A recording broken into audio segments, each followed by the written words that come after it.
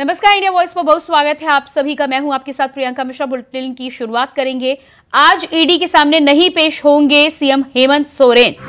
इस वक्त की अहम जानकारी सामने आ रही है। इस वक्त की बड़ी खबर, आज ईडी के सामने नहीं पेश होंगे सीएम हेमंत सोरेन।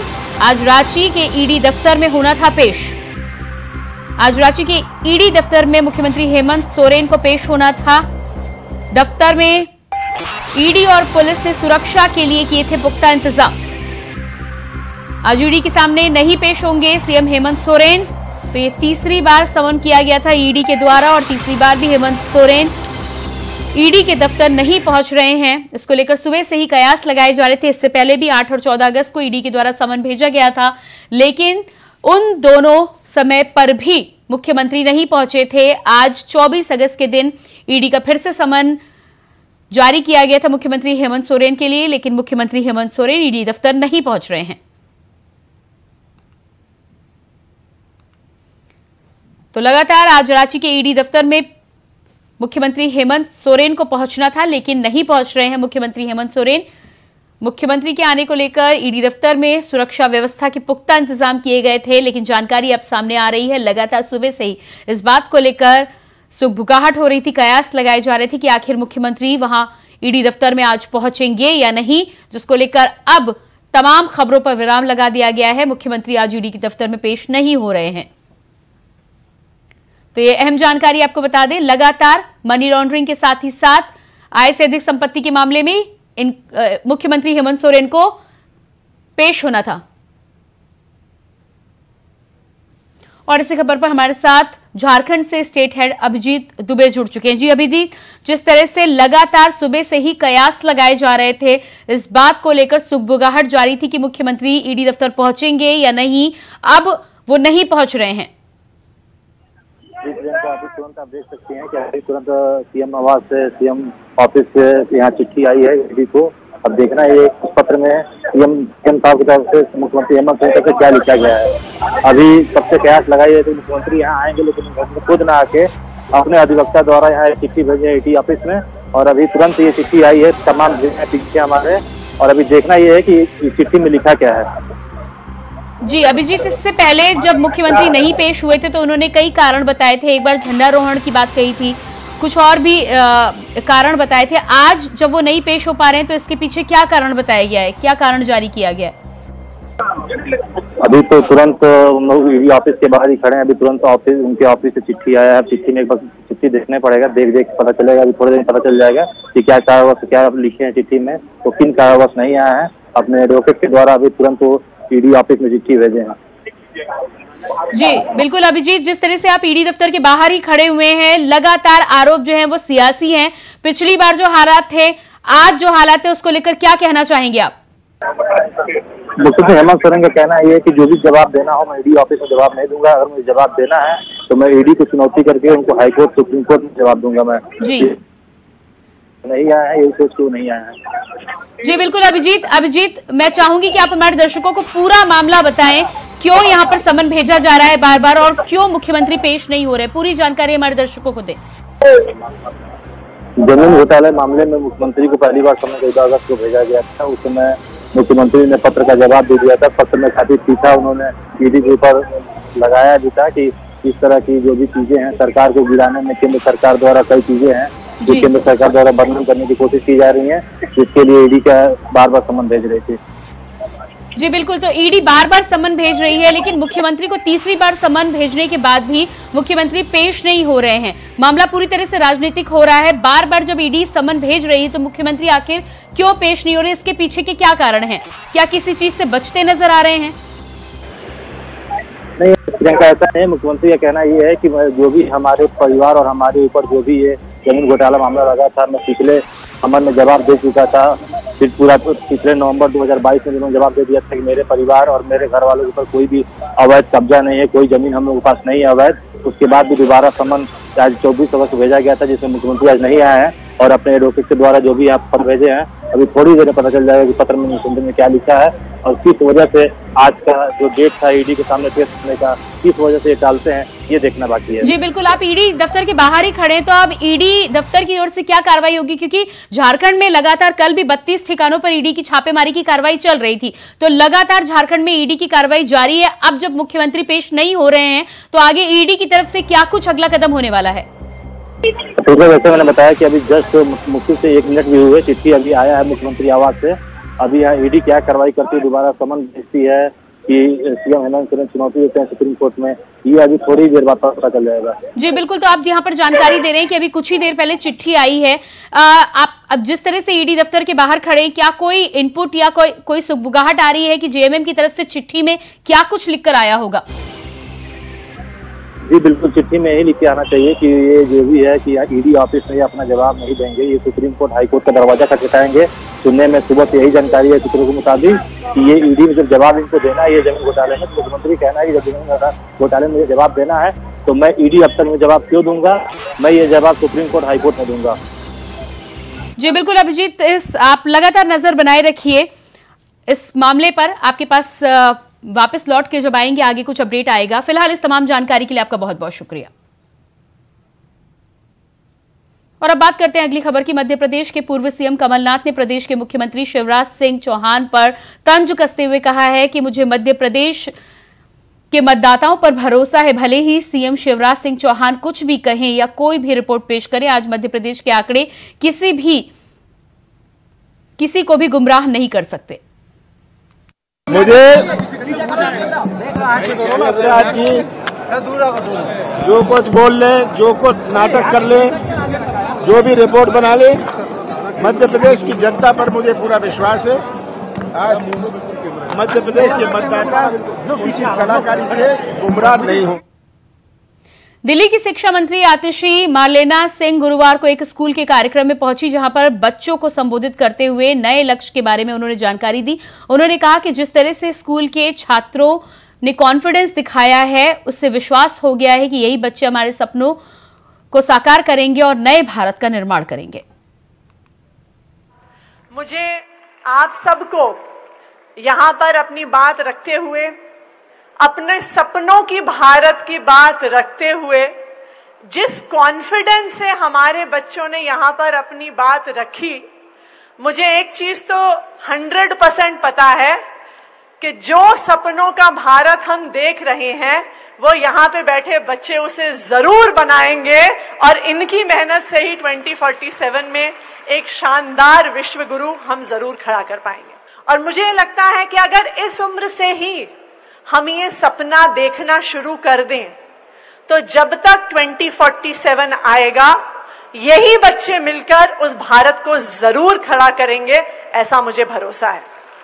आज हम लोग यहाँ पे 2047 के भारत की बात कर रहे हैं, विश्व गुरु होने की बात कर रहे हैं, और मुझे लगता है कि शायद आज की तारीख वैसे भी बहुत बढ़िया है क्योंकि कल शाम को ही हम सब ने अपने फोन्स पर, यूट्यूब पर, टीवी पे चंद्रयान 3 की लैंडिंग मून पर देखी थी और देश में बैठे हुए हर इंसान को उस पर गर्व हुआ था कि आज मेरा देश चांद पर पहुंच गया है और चांद के साउथ पोल पर लैंड करने वाला पहला देश हो गया है। प्रधानमंत्री नरेंद्र मोदी ने गुरुवार को ब्रिक्स समिट को संबोधित किया। पीएम ने बैठक के दौरान हुई चर्चा पर भारत का पक्ष रखा। उन्होंने कहा कि ब्रिक्स के विस्तार पर साथी देशों में सहमति बनी है। अर्जेंटीना और सऊदी अरब समेत 6 देशों को ब्रिक्स में नए सदस्य के रूप में शामिल किया गया है। पीएम मोदी ने कहा है कि भारत इस कदम का समर्थन व स्वागत करता है। सबसे पहले मैं राष्ट्रपति मेरे मित्र रामाफोसा जी को इस ब्रिक्स समिट के सफल आयोजन के लिए बहुत बहुत बधाई देता हूं, उनका अभिनंदन करता हूं। मुझे खुशी है कि 3 दिन की इस बैठक से कई सकारात्मक परिणाम सामने आए हैं। हमने ब्रिक्स की 15वीं वर्षगांठ पर इसका विस्तार करने का महत्वपूर्ण फैसला लिया है। जैसा मैंने कल कहा था, भारत ने ब्रिक्स की सदस्यता में विस्तार का हमेशा से पूरी तरह समर्थन किया है। फ्रेंड्स, अभी मेरे मित्र रामाफोसा जी ने भारत के मून मिशन को लेकर के ढेरों बधाइयां दी और मैं यहां कल से अनुभव कर रहा हूं, हर किसी से बधाइयां मिल रही हैं और दुनिया भर में भी इस सफलता को एक देश की सीमित सफलता के रूप में नहीं, लेकिन पूरी मानव जाति की एक महत्वपूर्ण सफलता के रूप में स्वीकार किया जा रहा है। ये हम सभी लोगों के लिए अत्यंत गर्व का विषय है और भारत के वैज्ञानिकों को पूरे विश्व की तरफ से अभिनंदन का अवसर है। भारत के चंद्रयान ने चांद के दक्षिण ध्रुव पर सॉफ्ट लैंडिंग की। ये केवल भारत के लिए ही नहीं, बल्कि पूरे विश्व के वैज्ञानिक समुदाय के लिए एक बहुत बड़ी उपलब्धि है। और जिस क्षेत्र में भारत ने अपना टारगेट तय किया था, वहां पहले कभी कोई प्रयास नहीं हुआ है और ये प्रयास सफल हुआ है, तो बड़ा डिफिकल्ट टेरेन के ऊपर विज्ञान हमें पहुंचा पाया है। ये अपने आप में विज्ञान की, वैज्ञानिकों की बड़ी सफलता है। इस ऐतिहासिक अवसर पर आप सबकी तरफ से उत्तर प्रदेश के पशुधन मंत्री धर्मपाल सिंह चर्चा में बने रहते हैं। बताया जा रहा है कि बुधवार को मंत्री जी को लखनऊ से बरेली जाने के लिए ट्रेन पकड़नी थी। वो ऐन वक्त पर चारबाग स्टेशन पहुंचे और अपनी कार लेकर प्लेटफॉर्म तक चले गए, जहां से वो एस्केलेटर के जरिए प्लेटफॉर्म की ओर बढ़े। अचानक रेलवे स्टेशन के भीतर कार घुसने से यात्रियों में अफरा तफरी का माहौल हो गया। वहीं इस पर सियासत भी गर्मा गई है, जिस पर सपा अध्यक्ष अखिलेश यादव ने ट्वीट कर लिखा है कि अच्छा हुआ कि बुलडोजर से स्टेशन नहीं पहुंचे थे।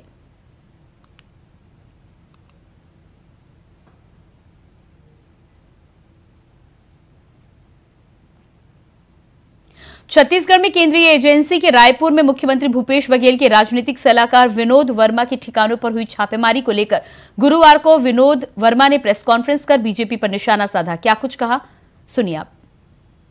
और इसको मैं पुख्ता आधार पे कह रहा हूं, जो बयान ईडी ने मुझसे लिया है उसमें भी मैंने ये दर्ज करवाया है कि आप मुझे प्रताड़ित कर रहे हैं और जो कुछ भी आप कर रहे हैं वो लूट है और रहजनी है, रॉबरी है, डकैती है।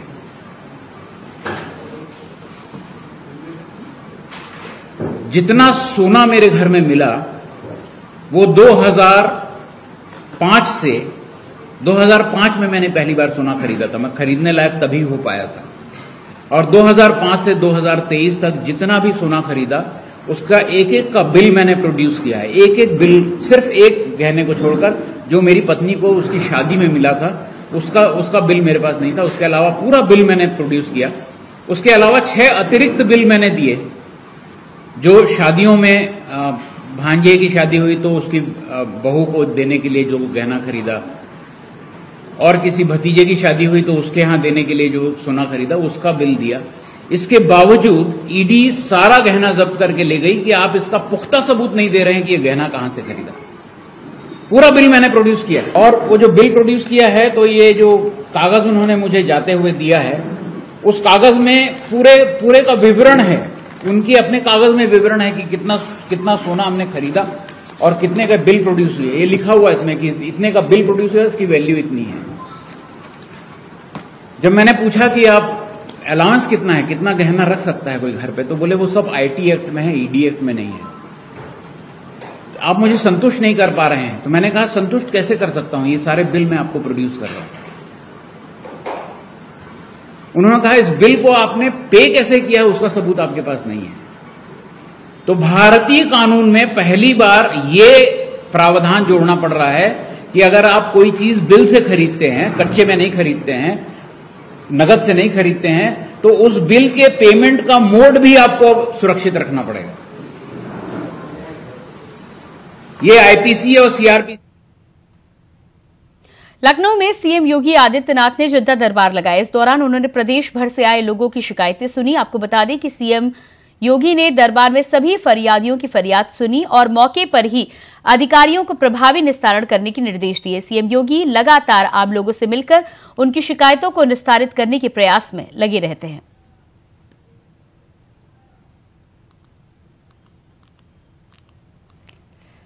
तो ये तस्वीरें आप देख पा रहे हैं, लखनऊ की ये तस्वीरें हैं। मुख्यमंत्री योगी आदित्यनाथ ने जनता दरबार लगाया, जहां आम जनों से मिलकर उनकी समस्याओं को सुना, साथ ही साथ संबंधित अधिकारियों को जरूरी दिशा निर्देश भी दिए कि इन तमाम लोगों की समस्याओं का जल्द से जल्द प्रभावी तरीके से निस्तारण किया जाए।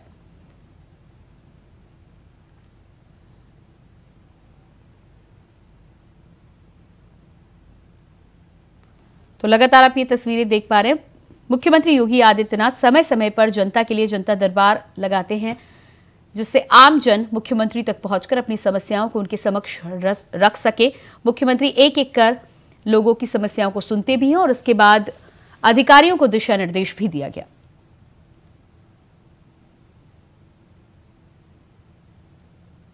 राजधानी जयपुर के एक 5 सितारा होटल में G20 भारत 2023 इंडिया ट्रेड और इन्वेस्टमेंट मिनिस्टर्स मीटिंग चल रही है।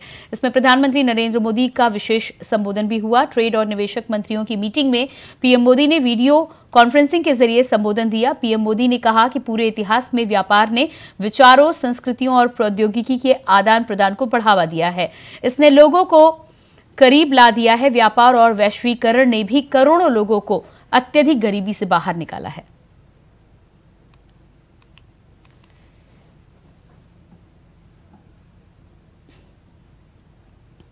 भारत ने इतिहास रच दिया है। चंद्रयान 3 मिशन पूरी तरह से सफल हुआ है। भारत ने कुछ ऐसा कर दिखाया है जो अब तक कोई देश नहीं कर पाया। चांद के साउथ पोल पर लैंड करना काफी चुनौतीपूर्ण कदम था। इसको लेकर कई देश आशंका जाहिर कर रहे थे, लेकिन इसरो ने इन तमाम आशंकाओं को दूर करते हुए बड़ी कामयाबी हासिल की है, जिसको लेकर अब प्रतिक्रियाएं सामने आ रही हैं।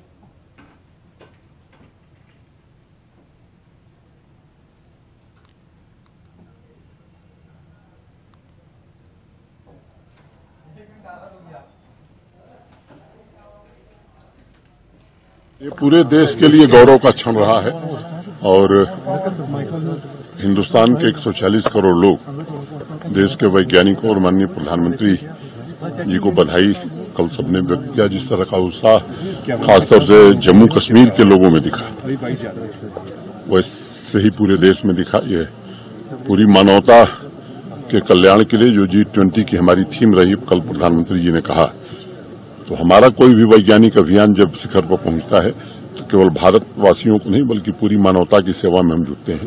चाहे वो हमारी वैक्सीन मैत्री रही हो, उसने भी देश के दुनिया के 120 से ज्यादा देशों को हमने वैक्सीन दी है। सफलता इसरो की है, इट इज ऑब्वियस।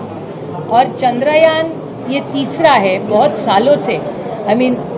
मेरे ख्याल से Nehru ji was the first prime minister of this country और उन्होंने हमेशा कहा था कि आप जो विज्ञान है, विज्ञान का हमेशा प्रसार होना चाहिए और there has to be a scientific temper to India. और उसी लिए हम सब 60 साल से 70 साल से काम कर रहे हैं और आज का जो सरकार है केंद्र में, वो भी विज्ञान की बात कभी कभी करती है सिलेक्टिवली। So we welcome. और ये पूरा क्रेडिट ऑब्वियसली सरकार का कम और इसरो का ज़्यादा है। अभी मेरे घर में अगर आप मुझे बोले कि सुप्रिया खाना बहुत अच्छा पका है, जिसने पकाया उसको क्रेडिट देना है, I will only be a peacock will say हाँ ठीक। चंद्रयान 3 की सफलता पर पूरे देश में जश्न का माहौल है। तो वहीं इस मौके पर कांग्रेस संसदीय दल की अध्यक्ष सोनिया गांधी ने इसरो चीफ एस सोमनाथ को पत्र लिखा है, जहां पत्र में चंद्रयान 3 की सफलता को लेकर इसरो चीफ को बधाई दी है।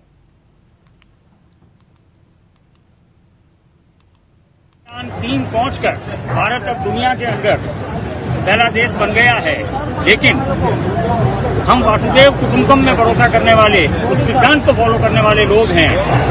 One earth, one family, one future. तो ये केवल भारतवासियों के लिए, 140 करोड़ भारतवासियों के लिए गर्व की बात नहीं है, बल्कि ये पूरे विश्व के लिए गर्व की बात है कि भारत ने चंद्रयान 3 को चंद्रमा पर पहुंचाया है। जहां तक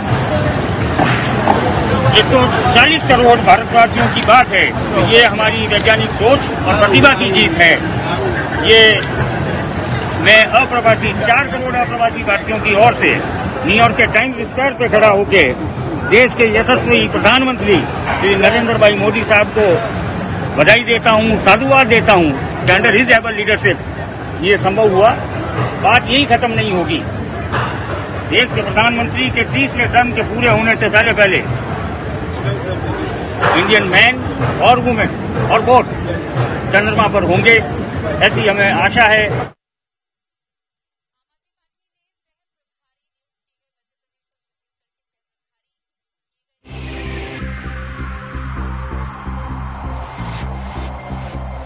रजनीश कुमार दाहिया मध्य प्रदेश के सह प्रभारी नियुक्त। मध्य प्रदेश और छत्तीसगढ़ के सह प्रभारी किए गए नियुक्त। इस समय की अहम जानकारी, आम आदमी पार्टी ने सह प्रभारी किए नियुक्त।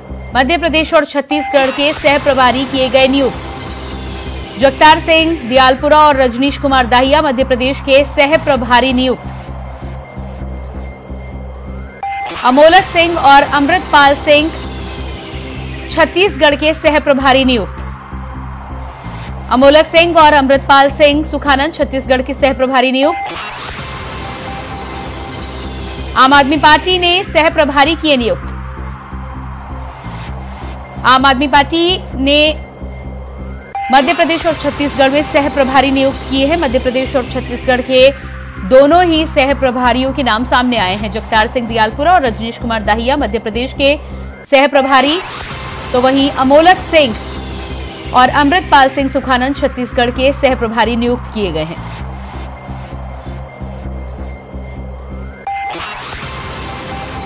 तो आम आदमी पार्टी की तरफ से खबर सामने आ रही है। आम आदमी पार्टी ने सह प्रभारी का किया सिलेक्शन। आम आदमी पार्टी की तरफ से सह प्रभारी नियुक्त किए गए हैं। मध्य प्रदेश और छत्तीसगढ़ के लिए ये सह प्रभारी आम आदमी पार्टी ने नियुक्त किए हैं। लगातार हो रही तेज बारिश के चलते पहाड़ों पर तबाही लगातार जारी है। इसी बीच हिमाचल प्रदेश के कुल्लू में गुरुवार को बारिश के चलते कई बहुमंजिला इमारतें ताश के पत्तों की तरह ढह गई। इस घटना का वीडियो भी सामने आया है। वीडियो में भीषण तबाही के मंजर को देखा जा सकता है। इसी कड़ी में कुल्लू में स्थित बस स्टैंड के पास प्राकृतिक आपदा देखने को मिली है, जहां एक के बाद एक 7 बहुमंजिला इमारतें सिर्फ 26 सेकंड में धराशायी हो गई। बताया जा रहा है कि लगातार हो रही बारिश के चलते इन इमारतों में दरारें आ गई थी। इसके बाद से इन्हें खाली कराया गया था। गुरुवार को 7 इमारतें ढह गई, जबकि एक पर अभी भी खतरा बना हुआ है।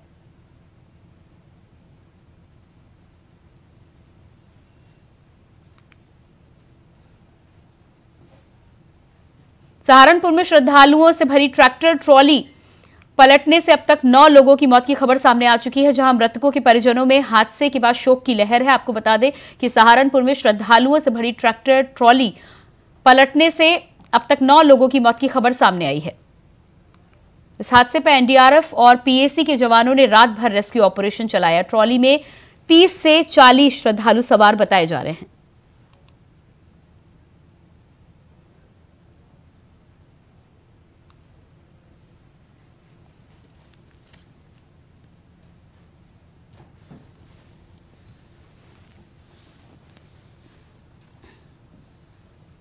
और इसी के साथ फिलहाल इस बुलेटिन में इतना ही। खबरों के लिए लगातार बने रहिए इंडिया वॉइस के साथ। नमस्कार।